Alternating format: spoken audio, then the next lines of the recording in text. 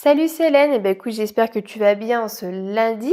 Alors aujourd'hui, je voudrais te parler de quelque chose, enfin surtout en fait de quelqu'un. Il s'agit de Céline Alvarez. Céline Alvarez, c'est une professeure des écoles et une auteure. Et c'est quelqu'un qui vraiment là actuellement se bat pour que l'école change, parce que finalement l'école c'est toujours la même depuis des siècles et c'est vrai que c'est pas normal parce que finalement tout a évolué sauf l'école.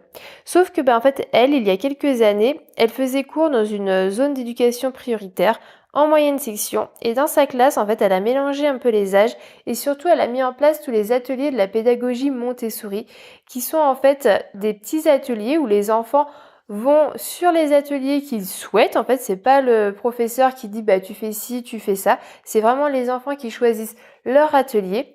Et en fait, c'est des ateliers vraiment différents, des ateliers où ils peuvent apprendre à compter, des ateliers où ils peuvent apprendre à écrire, des ateliers où ils peuvent pratiquer un petit peu leur motricité fine. Il y a plein de différents ateliers comme ça. Et en fait, elle s'est rendue compte que quand les élèves étaient acteurs et surtout quand ils étaient intéressés par ce qu'ils faisaient, ils apprenaient mieux. Ce qui fait qu'en fait, en fin d'année, enfin même avant la fin de l'année, d'ailleurs en milieu d'année, elle s'est retrouvée avec des élèves de moyenne section qui savaient lire et qui savaient compter. Ce qui est quand même absolument génial parce que sinon on sait que voilà, on apprend à lire et à compter en CP. Donc là, moyenne section, voilà, les enfants avaient en fait quasiment 2 ans d'avance. Donc c'est vraiment super quoi. Et en fait, tu vois, en fait, j'ai écouté une conférence TED là qu'elle a animée ce week-end. Et en fait, elle nous rapporte ce que disent les sciences cognitives. Et les sciences cognitives, elles nous disent en fait que pour bien apprendre, il faut d'abord avoir l'attention des élèves. Et ça m'a fait plaisir parce que je sais pas si tu as vu, là, il y a quelques jours, j'avais fait une publication où j'avais mis le plan que j'avais créé. Et en fait, c'est vrai que dans ce plan-là, ce que je souhaite, c'est vraiment avoir l'attention des cavaliers. Déjà, en premier, voilà, capter leur attention pour ensuite pouvoir la conserver pendant toute la séance. Et voilà, elle s'est rendue compte, la Céline Alvarez, qu'effectivement, quand on a l'attention des élèves, quand ils se disent, tiens, ça, si je fais ça, qu'est-ce que ça va me permettre de faire? La deuxième chose que nous disent les sciences cognitives, c'est qu'il faut qu'il y ait de la part des élèves un engagement actif. C'est-à-dire qu'il faut que les élèves soient acteurs, mais surtout il faut qu'ils soient intéressés par ce qu'ils fassent. C'est pour ça que je trouve que c'est vraiment intéressant de mettre en place des objectifs pédagogiques de fin d'année, mais aussi mettre des objectifs dans la séance. Parce que moi, les élèves, ils se disent, ça, je dois le faire parce que ça va me permettre ensuite de faire ça.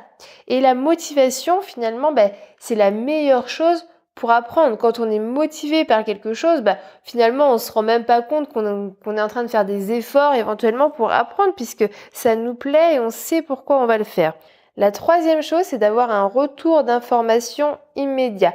C'est vrai que effectuer un feedback tout de suite après le passage de l'élève sur l'exercice et de le faire avec lui et de le faire participer, de lui poser des questions, de lui demander s'il est d'accord avec ce que l'on dit, ça c'est quelque chose de vraiment important. Et la quatrième chose, c'est la consolidation. Et c'est vrai qu'évidemment, répéter, ça permet vraiment de fixer la notion.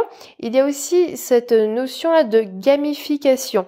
Faire des jeux, faire des challenges, faire des petits défis, ça permet finalement de répéter ce que l'on a appris, mais en s'amusant, en se faisant plaisir, en étant capable de se dépasser. Et ça permet vraiment d'apprendre et de consolider. Et en fait, le but de cette pédagogie Montessori, c'est d'apprendre aux élèves l'autonomie.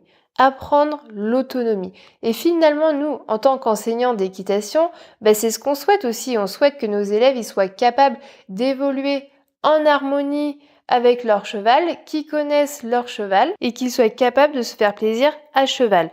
Donc tu vois, les 4 grands principes de ce que nous disent les sciences cognitives, c'est que pour bien apprendre, il faut avoir l'attention des élèves, il faut que les élèves soient dans un engagement actif, il faut qu'ils aient un retour d'information immédiat, il faut qu'il y ait derrière une consolidation, donc par la répétition et par la gamification. Écoute, tu vois, dans quelques semaines, je te réserve une petite surprise. Enfin, une petite surprise. Bon, allez, je te dis ce que c'est. En fait, je suis en train de faire une formation pour t'aider à enseigner beaucoup plus efficacement parce que je pense que finalement, En formation BP, il y a des choses que, enfin en tout cas que moi j'ai pas forcément apprises et que j'aurais bien été contente d'apprendre. Et en fait, en se rencardant comme ça à des personnes comme Céline Alvarez, à la pédagogie Montessori, dans des livres sur la communication interpersonnelle, dans des formations sur la PNL, et ben on apprend plein de choses. Et en fait, tout ce que j'ai appris, et ben je vais te les partager dans cette formation. Donc ça sera vraiment une formation pour enseigner de façon plus efficace. Et ben écoute, je te souhaite une bonne semaine. À bientôt. Ciao ciao.